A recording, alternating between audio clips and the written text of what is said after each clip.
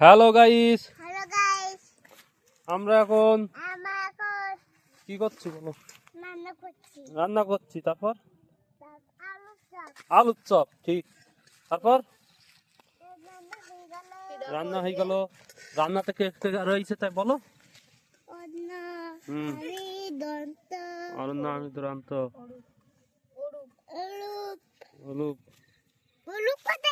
তুমি যা বুঝো।